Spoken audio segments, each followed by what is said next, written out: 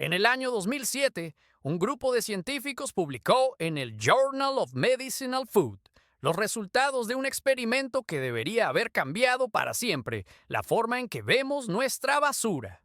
En una aldea de Nigeria, a un grupo de niños se les administró una simple dosis diaria de semillas de papaya secas y molidas, tras solo 7 días. Más del 76% de ellos estaban completamente limpios de parásitos intestinales, sin venenos sintéticos, sin costosos tratamientos de farmacia, solo con lo que nosotros, cada día, tiramos al cubo de la basura. Este estudio y cientos de años de sabiduría mesoamericana son la prueba documental de un protocolo de desintoxicación y soberanía enterrado bajo montañas de marketing. Un conocimiento suprimido no por ley, sino por una táctica mucho más sutil: el condicionamiento cultural. Nos enseñaron a amar el dulce de la pulpa y a despreciar la potencia amarga de la semilla, porque la salud gratuita es la mayor amenaza para una industria que vive de nuestra dependencia. Bienvenido a nuestro canal. Si este conocimiento resuena contigo, si sientes que te han estado ocultando las herramientas para tu propia autonomía, suscríbete y acompáñanos a desenterrar los secretos que guardan en tu propia cocina. Mucho antes de que la ciencia moderna en 2007 se dignara a confirmar lo que durante siglos fue un secreto a voces, un hombre ya había documentado esta verdad con una precisión que asustó al sistema. Su nombre era Alejandro Vargas, un botánico español nacido en 1891, un técnico de campo, no un soñador. Un hombre enviado a las profundidades de América Central a principios de los años 20 con una misión: catalogar flora con potencial farmacéutico para la corona. Pero Vargas hizo algo que sus superiores no esperaban. Escuchó. Vio cómo en las aldeas más aisladas, donde no llegaba ni el médico ni la farmacia, la mortalidad infantil por infecciones intestinales era inexplicablemente baja. No era magia, era un protocolo. Un protocolo que la industria se encargaría de enterrar. El documento que lo prueba todo existe. Es el informe CH 1928-ST. El estudio sobre la etnobotánica parasiticida del carica papaya, presentado por Vargas al Comité Real de Salud Tropical. Si lo leyeras hoy, te parecería ciencia ficción, si no fuera por las fotografías en blanco y negro que lo acompañan. Las imágenes son la prueba irrefutable de una supresión deliberada. Vemos niños de 5 y 6 años con los vientres hinchados hasta alcanzar el tamaño de pequeños barriles, la piel tensa, la mirada perdida. Son las víctimas de una infestación parasitaria que la medicina de la época consideraba una condena. Pero junto a ellas hay otras fotos, los mismos niños, solo 30 días después, deshinchados, erguidos, con una luz en los ojos que se creía extinguida. Vargas no se limitó a documentar el cambio. Lo midió. Anotó en su informe con su caligrafía precisa la expulsión documentada de masas de gelmintos de hasta 30 centímetros de longitud. Una visión que él mismo describió como espantosa y a la vez liberadora. La clave, según su investigación, era una dosis diaria de semillas de papaya secas y machacadas, mezcladas con un poco de miel. Una cura que crecía en los árboles, gratuita, accesible. Pero cuando su informe llegó a los despachos de Europa, fue recibido con un silencio sepulcral. Lo archivaron bajo la etiqueta de folclore local. ¿Por qué? Porque en esa misma década, los laboratorios alemanes y suizos ya estaban patentando los primeros antiparasitarios sintéticos. El modelo de negocio se basaba en vender un veneno controlado, no en enseñar a la gente a usar el antídoto que ya tenían en su patio trasero. La autonomía era la mayor amenaza. El informe de Vargas, con sus datos clínicos y sus fotografías escalofriantes, demostraba que la solución definitiva no necesitaba una fábrica ni una patente, solo necesitaba ser recordada, y por eso mismo fue condenado a ser olvidado. El trabajo de toda una vida fue enterrado bajo el peso de la conveniencia económica, silenciado para que nosotros, casi un siglo después, sigamos pagando por un veneno mientras tiramos la cura al cubo de la basura. Pero el mecanismo de la semilla de papaya, su química interna, es solo una mitad de la historia. Es el software. Nos han ocultado también el hardware, la física fundamental que gobierna la vida en este planeta. Nos enseñaron que una planta necesita tierra, agua y sol. Es una verdad a medias, una simplificación tan burda que roza la mentira, porque omitieron el ingrediente más abundante y poderoso de todos, la electricidad invisible que nos rodea.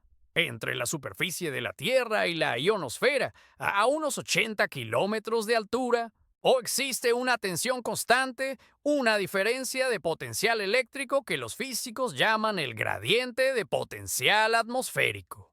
Piénsalo como una pila gigantesca y natural. El suelo que pisas es el polo negativo, cargado de electrones. La atmósfera sobre tu cabeza es el polo positivo, cargada de iones. Entre ambos puntos, hay un campo eléctrico permanente de unos 100 a 200 voltios por cada metro de altura. No es una teoría, es un hecho medible. Vivimos, respiramos y caminamos dentro de una batería planetaria. Y sin embargo, nos han convencido de que la energía solo viene en sacos de plástico y botellas de veneno. La planta en su diseño milenario lo sabe. No es solo un organismo biológico. Es una máquina eléctrica perfecta. Una antena de carne y hueso. Sus raíces se hunden en el polo negativo de la Tierra, buscando el agua y los minerales, sí, pero también anclándose a la fuente de electrones. Su tallo y sus hojas crecen hacia arriba, hacia el polo positivo del cielo, actuando como un pararrayos natural que canaliza esa energía atmosférica. A través de la planta fluye una corriente eléctrica minúscula pero constante, un torrente de vida que impulsa su savia, activa su metabolismo y fortalece sus células. Este es el secreto enterrado por la agronomía moderna. Y aquí es donde entra en juego el conocimiento prohibido. Nuestros antepasados, sin voltímetros ni laboratorios, entendieron esto de forma intuitiva. Descubrieron que ciertos metales, especialmente el cobre, actúan como amplificadores. El cobre es uno de los conductores eléctricos más eficientes que existen. Introducir una simple varilla de cobre en la tierra junto a una planta no es un acto de magia, es pura física. Es como cambiar una vieja tubería de plomo por una de fibra óptica. El cobre no alimenta a la planta en el sentido químico. Lo que hace es aumentar drásticamente su capacidad para conducir esta energía natural. Esta corriente amplificada provoca en las células de la planta lo que la ciencia llama potenciales de acción. Son pequeñas descargas eléctricas, microestímulos que activan sus mecanismos de defensa más primarios. La planta interpreta este flujo de energía como una señal para fortalecerse. Sus paredes celulares se vuelven más gruesas. Su sistema inmunitario se dispara, produciendo más compuestos para defenderse de plagas y enfermedades. Se vuelve más resistente a la sequía, al frío, a todo. Le estamos devolviendo una conexión que el arado de hierro y los fertilizantes sintéticos le habían robado. ¿Por qué este conocimiento fue silenciado? La respuesta, como siempre, es obscenamente sencilla. Nadie puede patentar la atmósfera. Nadie puede ponerle un contador a una varilla de cobre clavada en tu huerto. Esta tecnología representa la liberación definitiva del modelo de suscripción agrícola. Es la autonomía total. Y para una industria multimillonaria que basa su existencia en venderte soluciones envasadas para problemas que ellos mismos han creado. La autonomía no es un objetivo, es la mayor amenaza. Lo que te hemos mostrado hasta ahora, el protocolo de la papaya y la física eléctrica de las plantas, no son casualidades. Son dos capítulos de un mismo libro que fue quemado. Una biblioteca entera de conocimiento práctico, diseñado para hacernos libres, fue sistemáticamente desmantelada y enterrada. Porque un agricultor que no necesita comprar fertilizantes y una familia que no necesita comprar antiparasitarios son una amenaza directa para el modelo de negocio basado en la dependencia perpetua. Ellos no venden productos, venden suscripciones a nuestra propia debilidad, una debilidad que ellos mismos han diseñado y cultivado en nosotros durante generaciones. Nos han vendido venenos en botellas de plástico mientras nos convencían de que la verdadera medicina era basura. Nos han vendido sacos de sales inertes, mientras nos ocultaban que la energía más poderosa y gratuita fluye constantemente del cielo a la tierra. El patrón es siempre el mismo: suprimir la solución definitiva y vender el tratamiento recurrente. Pero este conocimiento es vasto. Lo que ves en este canal es solo la punta de un iceberg de autonomía que nos fue arrebatado. Durante años hemos estado recopilando los fragmentos perdidos de ese manual de soberanía, viajando a los lugares donde la memoria aún sobrevive, desempolvando viejos textos de agronomía de principios del siglo XX y hablando con los guardianes de esta sabiduría ancestral. Hemos desenterrado más de una docena de protocolos prohibidos. Técnicas tan sencillas como revolucionarias, que fueron silenciadas por ser demasiado eficaces, demasiado baratas. Métodos que te enseñan a crear un escudo mineral para tus plantas, usando solo las cenizas de tu chimenea, eliminando la necesidad de fungicidas para siempre. O el secreto de la geometría sagrada en la siembra. Un método documentado en los años 30 que demostró aumentar las cosechas en un 40%, sin añadir un solo gramo de abono químico, simplemente organizando las plantas para que cooperen entre ellas como una batería viva, creando un campo de energía que repele a las plagas. O cómo informar el agua de riego con frecuencias minerales usando simples rocas de río. Un conocimiento que convierte el agua común en un tónico revitalizante que los insectos dañinos no pueden ni tocar. Cada una de estas técnicas es una llave que abre un candado que la industria puso en nuestra mente y en nuestra tierra. No es un simple libro de jardinería, es un manual de desobediencia, un mapa para reclamar la soberanía sobre tu salud y tu alimento. Si sientes que ha llegado el momento de tener todas las llaves, de reconstruir esa biblioteca perdida en tu propia casa, hemos compilado todo este conocimiento prohibido en una guía completa. La encontrarás en el primer enlace de la descripción. Pero este canal es y será siempre nuestra trinchera principal para compartir la verdad. Así que continuemos. Porque la conexión entre el cobre y la semilla va mucho más allá de lo que te imaginas, y nos lleva a la pieza final del puzzle que nos ocultaron. Para entender la escala de esta supresión, tenemos que viajar al momento exacto en que el mundo cambió para siempre. Principios del siglo XX. Dos químicos alemanes, Fritz Haber y Karl Bosch, descubren cómo sintetizar amoníaco a partir del aire, el llamado proceso Haber-Bosch. Crearon el primer fertilizante nitrogenado sintético. En su momento, fue vendido como la salvación de la humanidad, la promesa de acabar con el hambre. Pero lo que realmente crearon fue el pecado original de la agricultura industrial y el nacimiento del modelo de suscripción. Después de la Segunda Guerra Mundial, el complejo industrial militar necesitaba un nuevo mercado. Las fábricas que antes producían explosivos y gases venenosos fueron reconvertidas casi de la noche a la mañana en gigantescas productoras de agroquímicos. Las cifras son la prueba del crimen. A principios de los años 40, la producción mundial de fertilizantes sintéticos apenas superaba los 5 millones de toneladas. Hoy, se producen más de 200 millones de toneladas cada año. Un veneno que se ha multiplicado por 40. Y aquí es donde la lógica del sistema se vuelve obscenamente clara. Una varilla de cobre en tu huerto es una solución definitiva. La compras una vez y dura décadas, conectando tus plantas a una fuente de energía libre e inagotable. Las semillas de papaya son una solución definitiva. Crecen gratis en el árbol y limpian tu cuerpo de parásitos. Ninguna de las dos genera un cliente recurrente. Ahora, compara eso con un saco de fertilizante NPK. Sus sales solubles se lavan con la lluvia, empobrecen el suelo y te obligan a comprar otro saco la temporada siguiente.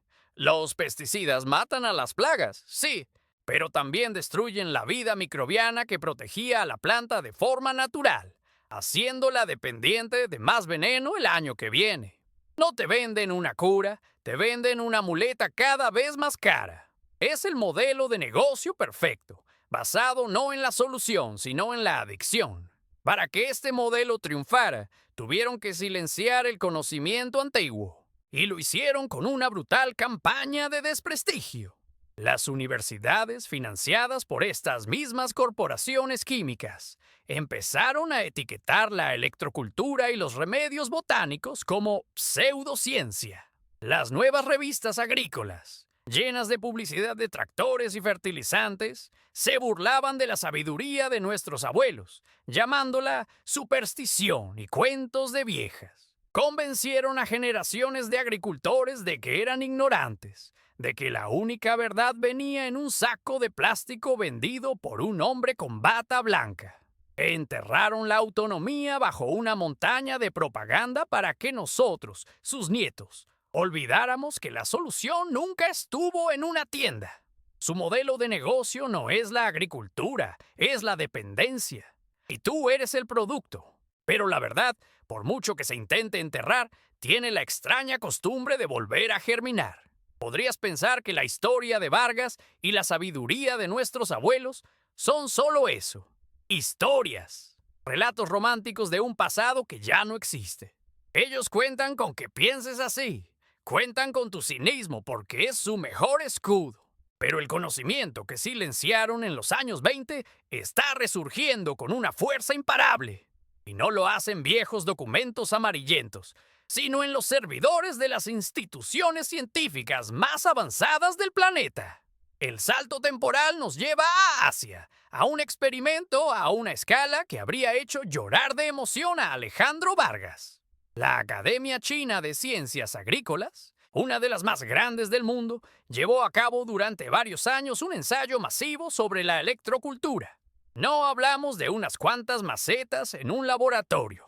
Hablamos de más de 36,000 hectáreas de cultivo, una superficie más grande que muchas ciudades españolas. Campos de trigo, de hortalizas y de frutales que se pierden en el horizonte, convertidos en un gigantesco laboratorio a cielo abierto. E instalaron simples antenas y varillas de cobre, siguiendo los mismos principios que nuestros antepasados conocían de forma intuitiva. Y se sentaron a medir. Los resultados publicados en revistas científicas que la industria no puede controlar tan fácilmente son una sentencia de muerte para el modelo del veneno. En los campos tratados con esta tecnología ancestral, documentaron una reducción media del 75% en el uso de fungicidas y pesticidas. No es un error de imprenta. 3/4 partes del veneno que rocían sobre tu comida simplemente ya no eran necesarias. Las plantas conectadas a su fuente de energía natural habían activado sus propias defensas, pero eso no es todo. El rendimiento de las cosechas aumentó, de media, más de un 20%. Más comida, más limpia y sin depender de los sacos de sales químicas. Lo que Vargas documentó en los años 20 con una cámara de placas y una libreta, ellos lo han confirmado con drones, sensores de humedad y análisis satelitales. La misma verdad, vista a través de 2 lentes separadas por un siglo de supresión deliberada. ¿Y por qué esta noticia no abre los telediarios? ¿Por qué tu gobierno no está subvencionando varillas de cobre en lugar de los venenos del complejo industrial químico? Porque este estudio, al igual que el informe de Vargas, demuestra una verdad aterradora para ellos. La solución más eficaz es también la más barata y permanente. Demuestra que la autonomía es posible. La ciencia moderna, en un rincón del mundo lejos del control de las corporaciones occidentales, no ha hecho más que ponerle cifras al conocimiento que fue declarado superstición, para poder vendernos una adicción. La prueba ya no es solo histórica, ahora es empírica, replicable y ha sido validada a una escala masiva. El silencio que rodea a estos hallazgos no es un accidente. Es la prueba final de la conspiración. La prueba está ahí.